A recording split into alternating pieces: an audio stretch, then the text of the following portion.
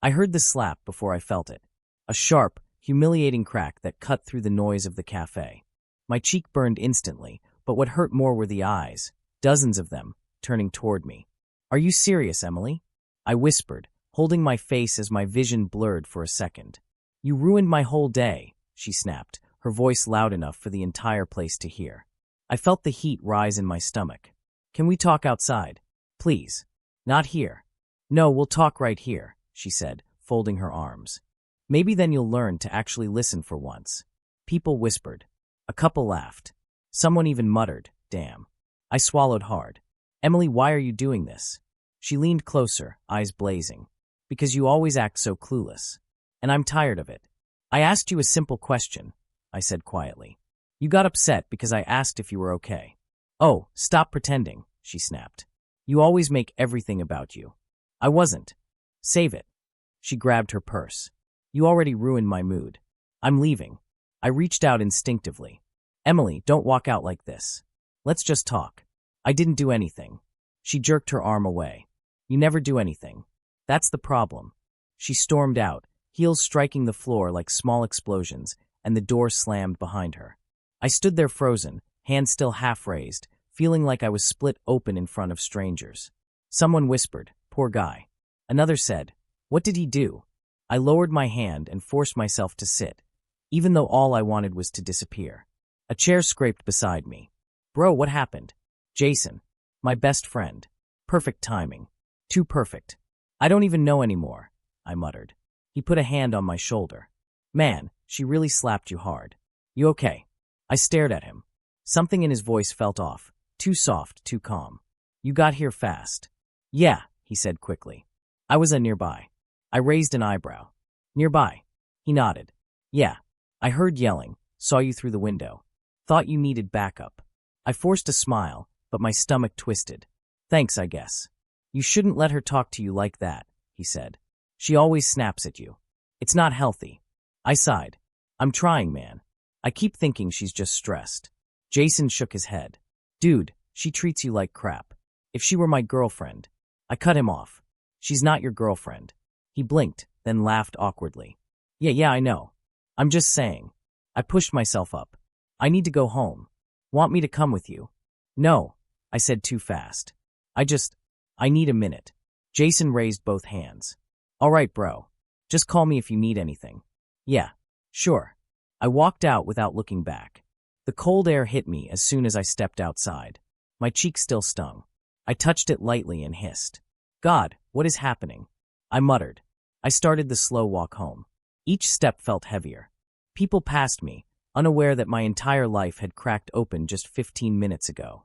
"She slapped me," I whispered to myself. "In public. For nothing." But it wasn't for nothing. I knew that. My gut had been screaming at me for months, and I kept ignoring it. I replayed everything in my head. Emily's sudden mood swings. Her phone always face down. Her quick, nervous smile whenever she got a message. Her random girls' nights that never matched her stories later. Her strange anger whenever I asked innocent questions. Jason showing up every time she got mad at me. Especially that. I stopped on the sidewalk. Why was Jason always around when she fought me? He always arrived fast. Too fast. Like today. "Nearby," he said. "What a coincidence," I muttered bitterly. But the truth I didn't want to face hovered like a shadow. They had become too close. They laughed too much together.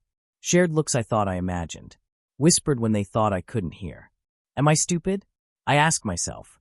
Did I really let everything slide because I loved her too much? I hated how true that sounded. I reached my apartment building, climbed the stairs slowly, and sat on the carpeted hallway floor. I didn't want to go inside.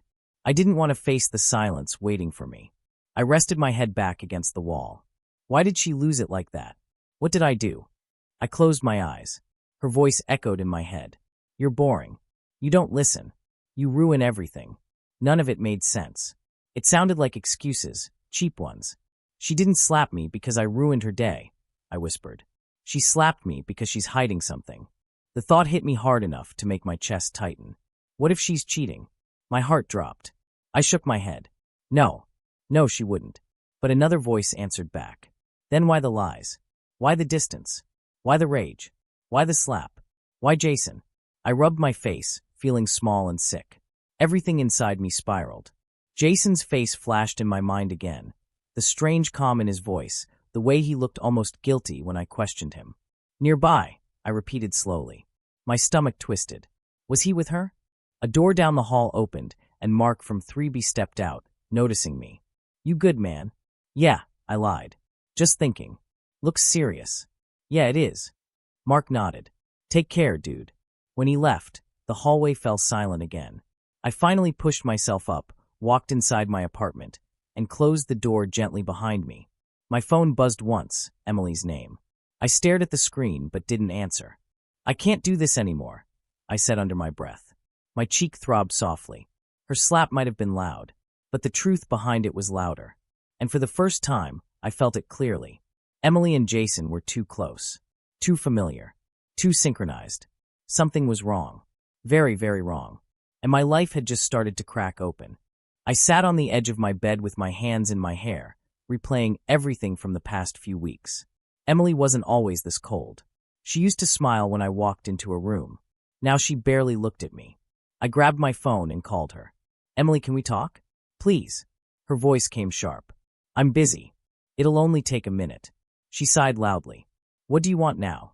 I just want to know what's wrong, I said softly. You've been distant, and I'm worried.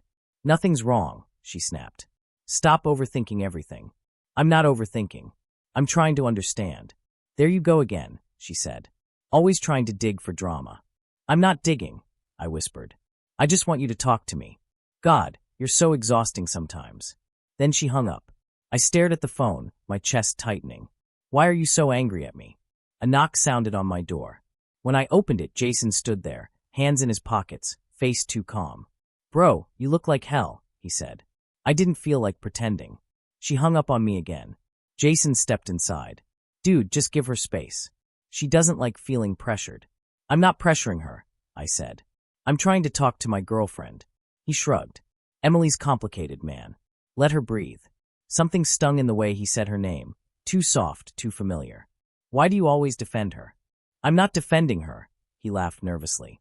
I just understand how she thinks. How? I asked slowly. Because I talk to her a lot, he said, then quickly added. You know, about your relationship. My heart dipped. You talk to her a lot? Jason froze for a second. Just normal stuff. Relax. I nodded, but doubt twisted inside me. Yeah, fine. After he left, I paced my living room, mumbling to myself. Why does he talk to her more than I do? Why does he know how she thinks? I tried to shake it off, but the wrongness clung to me. A few days later, Emily didn't come home. I waited until midnight, then called her. Where are you? I asked. She exhaled loudly, annoyed. I told you. I'm at my cousin's. No, you didn't. Well, I'm telling you now. Which cousin? I asked. Don't start, she warned. I'm tired. I'll talk to you tomorrow. Emily. Good night, she said quickly, then hung up. My chest tightened again. The next afternoon, I called her cousin Megan. Hey, it's me, I said awkwardly. Was Emily with you last night? Megan paused.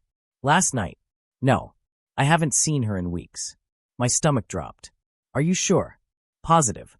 Everything okay? Yeah, I lied. I just mixed up dates. When I ended the call, I sat on my couch in complete silence, staring at the wall. She lied. Again. My phone buzzed with a message from Lily, a coworker who'd always been honest with me. Lily, did you talk to Emily? You look stressed today. Me, she keeps lying. I don't know why. Lily, when people hide something, their behavior changes. Me, both hers and Jason's have changed. Lily, then they're hiding the same thing. Her words punched me harder than Emily's slap. I called Lily immediately.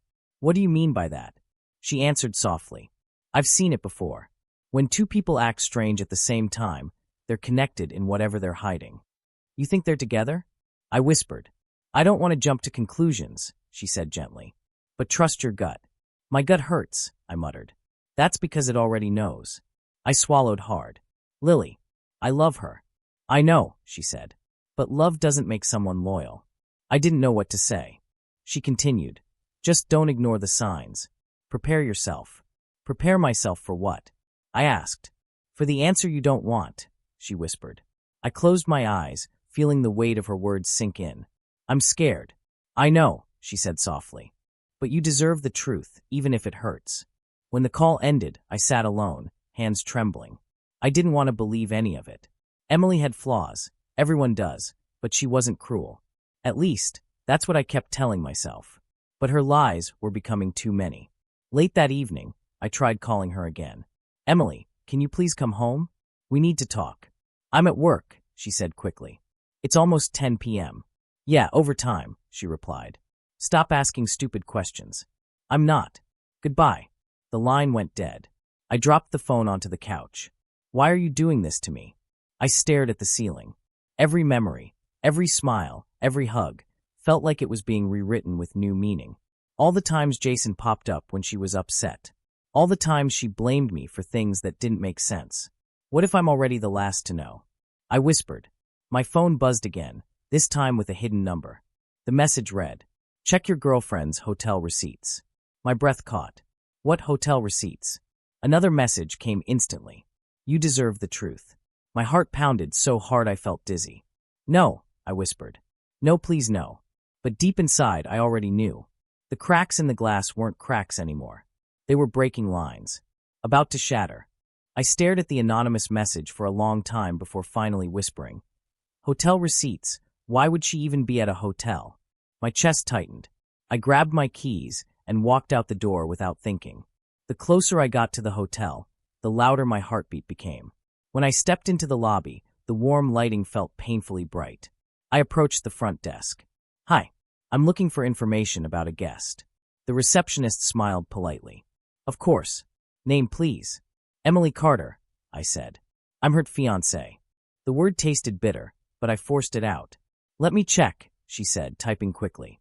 Yes, she stayed here last night. My heart almost stopped. She did.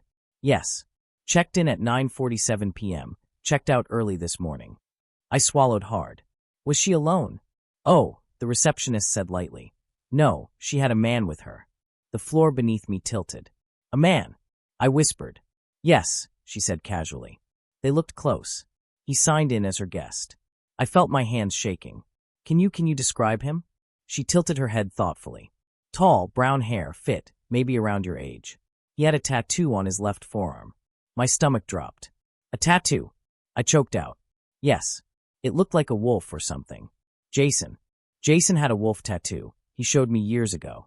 My vision blurred for a moment. Are you sure? I whispered. She nodded. Very sure. I stepped back from the counter, my lungs tightening.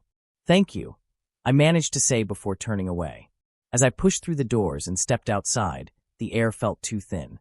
My chest felt hollow, like something inside me had been scooped out with a knife. She stayed here, I whispered. With Jason. My mind replayed the slap she gave me. The rage. The insults. The lies. She wasn't angry at me, I murmured. She was angry at herself. The guilt she carried, she threw it at me. I walked to my car in a daze. My hands shook as I unlocked it. Once inside, I sat there staring at the steering wheel. She really did this, I whispered. The two people I trusted most. My phone buzzed. A text from Emily. Emily, don't wait for me tonight. I'm busy. Busy. With who? I already knew the answer. I started the engine and drove to Jason's apartment. Every mile felt heavy, full of memories, laughs we shared, secrets we told, moments we called brotherhood.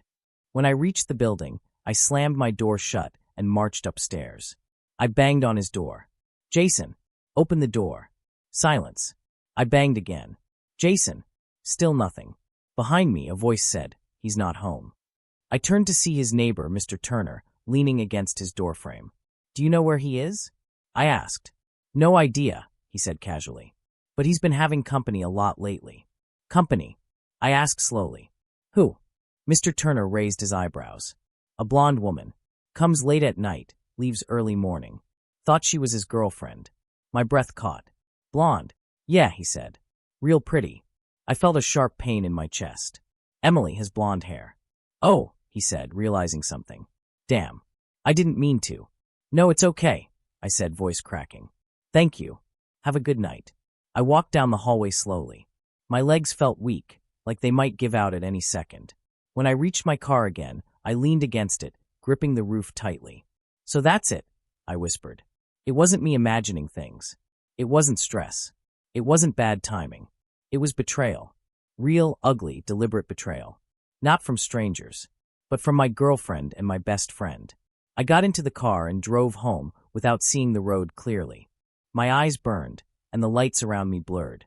I didn't care. Nothing inside me felt real anymore. When I walked into my apartment, I closed the door softly behind me. Then I slowly slid down to the floor, my back against it. For a long time, I just sat there, staring at nothing. My voice shook as I whispered, "Why? Why would they do this to me?"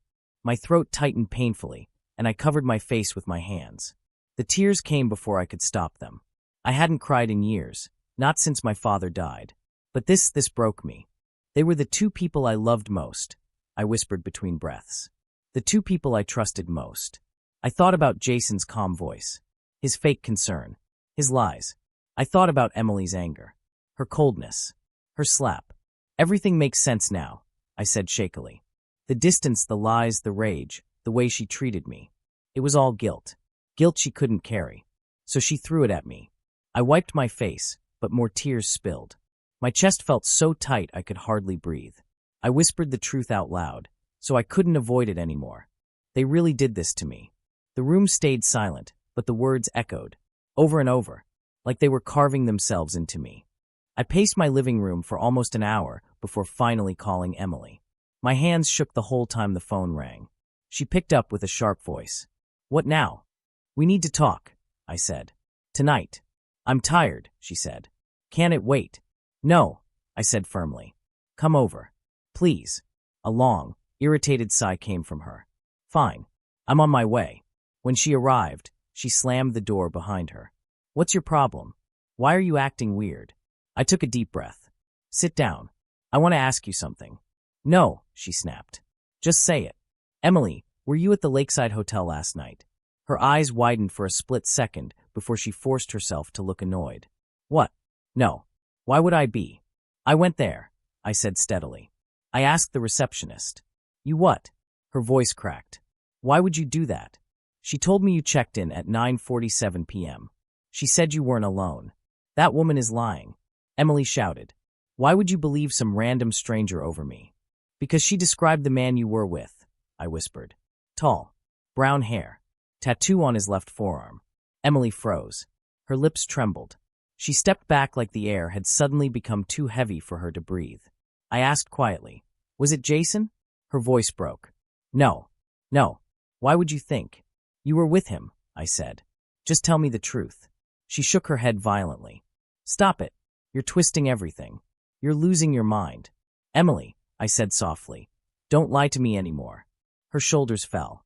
Her eyes dropped to the floor. For a moment, everything was silent. Then she whispered, "It only happened twice." The words stabbed through me like a blade. "Twice," I repeated, barely able to breathe. "You slept with him twice?" She covered her face. "I didn't want to tell you. I didn't want to hurt you." "You didn't want to hurt me?" I laughed painfully. "Emily, you already did." She stepped toward me. I was confused. I didn't mean for it to happen. "Why?" I whispered. "What did I do? Why him?" Her eyes filled with tears. "Because you're too boring, okay? You're too calm. Too nice. I needed something different." I stared at her in disbelief. "Boring? That's why you cheated." She wiped her tears angrily. "Jason made me feel alive. He made me feel wanted. You never get angry. You never push back." "I trusted you," I said softly. "Both of you." Emily opened her mouth to speak again, but before she could, there was a loud knock on the door. She flinched. Her face turned pale. I knew instantly. "You called him, didn't you?" "Please don't open it," she whispered. But I already was. Jason stood there pretending to look guilty, but his eyes held something smug. "Bro, we need to talk." "We're not bros," I said. "And I don't need to hear anything from you." He stepped inside anyway. "Look, man, it just happened. You weren't giving her what she needed." My jaw clenched. "Get out." Jason smirked. "See, this is what I meant. You're too soft. You never step up. No wonder she—" "Don't," I warned. "Don't say one more word about her." Emily grabbed Jason's arm. "Stop. Please." Jason shrugged her off. "What?" "I'm just being honest. He needs to hear it." I stepped closer. "You betrayed me. Both of you." Emily grabbed my wrist. "Wait, please, let me explain." There's nothing left to explain, I said. Both of you get out. Right now. Don't talk to her like that, Jason snapped. I laughed bitterly. You don't get to protect her from consequences. Jason stepped forward like he wanted to fight. Say that again. I pulled out my phone and hit record. Say hello, I said calmly. Tell the camera how you slept with my girlfriend. Emily gasped. Stop. Turn it off. Jason's eyes widened. What the hell are you doing? I held the phone steady. Oh, I'm done being quiet. Emily ran to me, grabbing my arm. Please, don't do this. People will find out. This will ruin everything. Jason shouted. Dude, stop recording. Why? I asked coldly. Scared someone will see who you really are? Emily sobbed. I made a mistake. I'm sorry. Please don't expose us. Jason paced the room, running his hands through his hair. Bro, come on. You're overreacting. It wasn't even serious. You slept with her twice, I said, behind my back, while pretending to be my best friend. Jason clenched his jaw. Fine. We messed up. But don't ruin our lives over it. Our lives. I repeated. You already ruined mine. Emily collapsed on the couch, crying into her hands. I didn't want to lose you. You already did, I said. Both of you. For a moment, all I heard was her sobbing and Jason's angry breathing. I stopped recording and lowered my phone slowly. Get out, I said one final time. Emily looked up with swollen eyes. Please don't do this. Out. Jason grabbed her wrist and pulled her toward the door. Come on. He's made his choice. She resisted, reaching for me one last time. Please. I'm sorry. I didn't move. When the door finally closed behind them, the silence was crushing but strangely freeing. For the first time since this nightmare started, I felt something I hadn't felt in weeks. Control. The morning after everything exploded, my phone buzzed nonstop. Emily called. Jason texted. Emily texted again. Then Jason again. I blocked them both. For the first time in weeks, the silence felt like air I could actually breathe. At work, Lily walked up to my desk and studied my face. You look lighter, she said softly. I kicked them out, I replied. Both of them. Her eyes widened. You finally confronted them? Yeah, I said. I recorded everything. Emily begged. Jason tried to fight me. I shook my head. I'm done with both. Lily sat beside me. I'm proud of you. I exhaled shakily. I don't know if I'm proud or just empty. She tilted her head. Both can be true. Later that week, during lunch, Lily nudged me. You haven't checked your socials, right? No, I said. Why? She bit her lip. Maybe you should. I opened my phone hesitantly. Notifications flooded my screen. I tapped on a post from Hannah Brooks, Jason's girlfriend. Her caption read, Found out my boyfriend slept with his best friend's girl. He's trash. They both are. My chest tightened. Under it were screenshots, messages, photos, timestamps. Jason was caught. Hannah commented under her own post. And yes, Emily Carter is the blonde sneaking into his place. Pathetic. I rubbed my forehead. God. Lily whispered. Are you okay? Yeah, I said. Just processing. Part of me felt sick, but another part felt something else. Justice. That same evening, Mark Turner knocked on my door with 2 energy drinks. Heard the circus burn down, he said. You could say that. He sat on my couch. You good, man? I'm trying, I said. I blocked both of them. Haven't talked to them since. Good, he said. Jason's been trash for months. I told you. You did, I said. I didn't want to believe it. No one does, he said. But betrayal doesn't hide forever. I leaned back. Guess karma had him on speed dial. Mark smiled. And Emily? I shrugged. She's been trying to get in touch. I'm ignoring her. Mark nodded. Hold that line. She made her bed.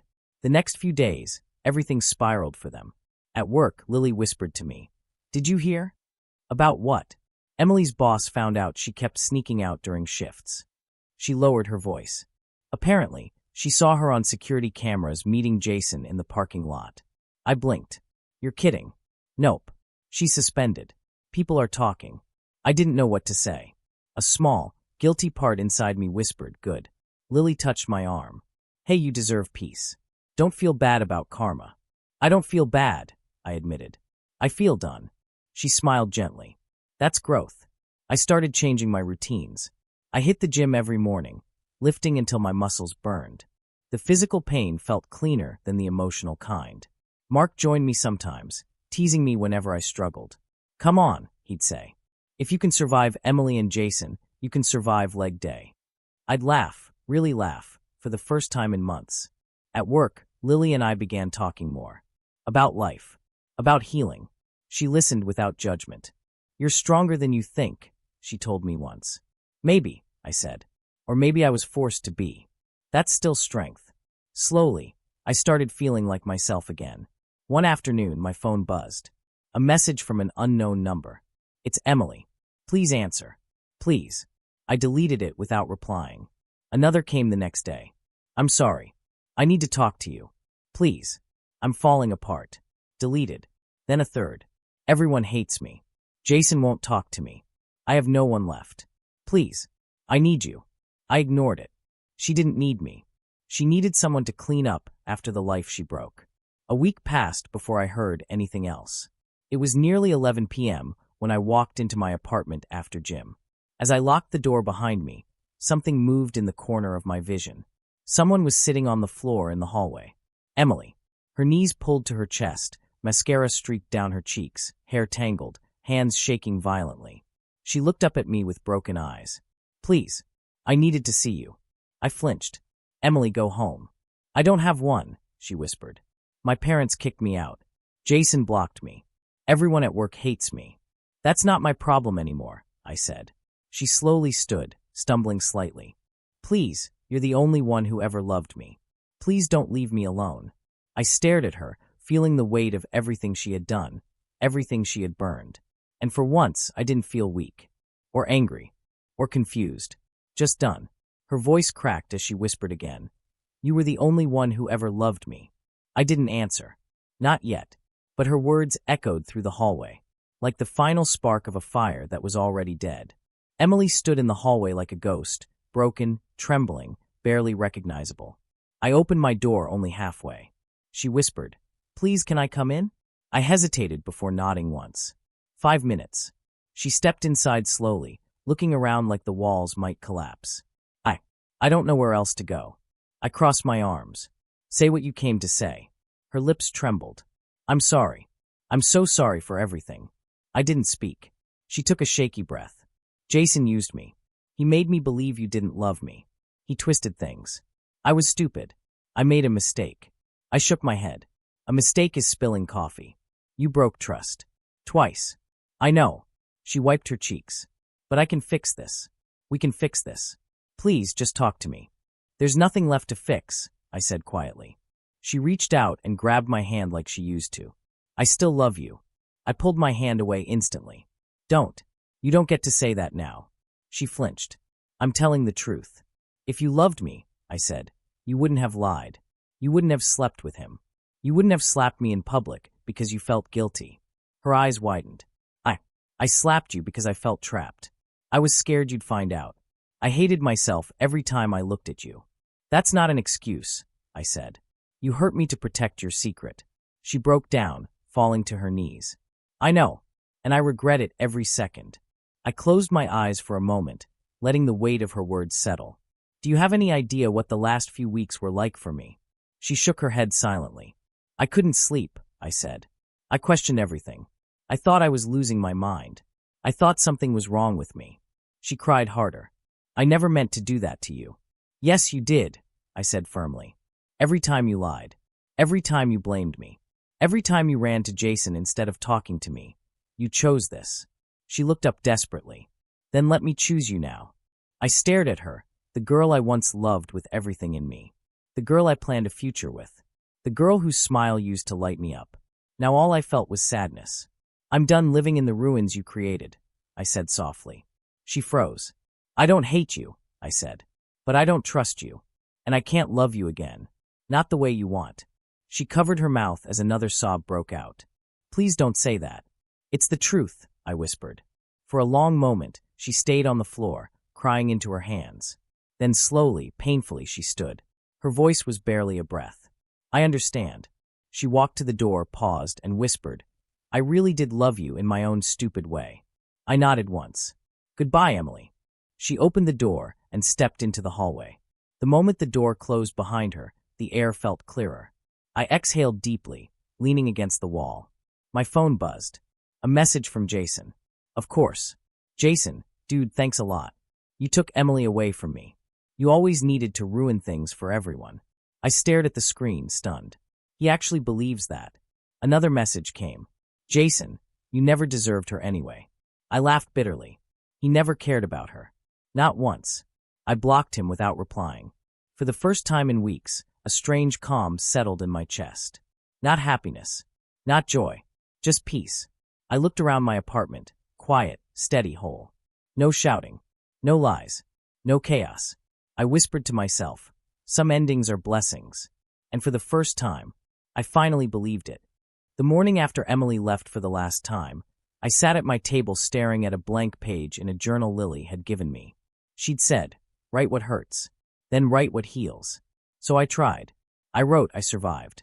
Then I stopped and whispered to myself, I survived, but I need to live again. At work, Lily walked up to me with her usual soft smile. Rough night. Not rough, I said. Just quiet. Quiet can be good, she replied. Quiet means you're not fighting battles anymore. I exhaled slowly. I guess I'm tired of fighting. She sat beside me. Then don't fight. Just heal. Her calmness grounded me. She never pushed. She never pried. She was just there, steady in ways I didn't expect from anyone anymore. Later that week, I found myself talking to her more. Not about Emily, just about life. One afternoon she asked, why did you start journaling? Because you told me to, I said with a small smile. She laughed lightly. No, I suggested it. You chose to do it. Maybe I'm finally choosing things for myself, I said. She nodded. That's good. You deserve that. That night, I sat on my couch, flipping through my journal pages. Some were messy and angry. Others were quiet, full of short sentences like it hurts or I'm still trying. As I closed it, my phone buzzed. A new email. Subject line, I'm sorry, from Emily. My heart thudded once, but I didn't open it. I hovered my finger over the screen for a few seconds before whispering. Not this time. I deleted it. I didn't need her words. I didn't need her explanations. I didn't need to reopen wounds that had just begun to close. Forgiveness doesn't mean letting someone back in, I said to myself. It just means letting go of their hold on me. And I finally felt that hold loosen. The next day, Lily asked, how are you feeling today? Better, I said honestly. Lighter. What changed? I chose not to read Emily's apology. Lily raised her eyebrows. That must have been hard. It was, I admitted. But it also felt right. She touched my arm gently. I'm proud of you. I felt my chest warm, not with love yet, just comfort. Real human comfort. A week later, something pulled me toward the place where everything had broken apart. The cafe. The same one where Emily slapped me. Where people stared at me like I deserved it. Where I felt small and ashamed. I stood outside for a moment, staring through the glass. The same wooden tables. The same warm lights. The same smell of roasted coffee drifting out. My heart beat slow and steady. I whispered, let's see if it still hurts. I walked inside. No one stared. No one whispered. It was just a cafe. Nothing more, nothing less. I sat in the same chair I had been sitting in that day. I touched the table and felt nothing but cold wood. For the first time, the memory didn't burn. Lily suddenly walked in, spotting me. There you are, she said with a smile. You just disappeared from work without telling me. I wanted to see if I could sit here without falling apart, I said. She sat across from me. And can you? I nodded slowly. Yeah, I think I can. She looked around. It's strange how places hold memories. I thought this place would feel like a wound, I said. But now it just feels like history. Not your present, she asked. Not anymore. She smiled warmly. Good. Then maybe it's time to make new memories. I felt something shift inside me, quiet, subtle, hopeful. Yeah, maybe it is. We ordered coffee, and for the first time in months, I laughed without forcing it. I breathed without feeling heavy. I sat in the same place where I was broken, and felt whole. Lily leaned her chin on her hand. You know, she said softly, you're different now. Different how? Stronger, she said. You look like someone who finally chose themselves. I looked out the cafe window, watching cars pass, people walking, the world moving like it always had. Maybe I finally did, I said. She smiled. Good. You deserve peace. I sipped my coffee and whispered, and I'm keeping it. I thought about Emily, about the slap, about Jason, about everything they took from me, and everything they unintentionally gave me: strength, clarity, self-worth. I looked at Lily again, her warm eyes steady on mine. They broke me, yes, I said quietly, but I built myself again. And this time, I wasn't building for anyone but me.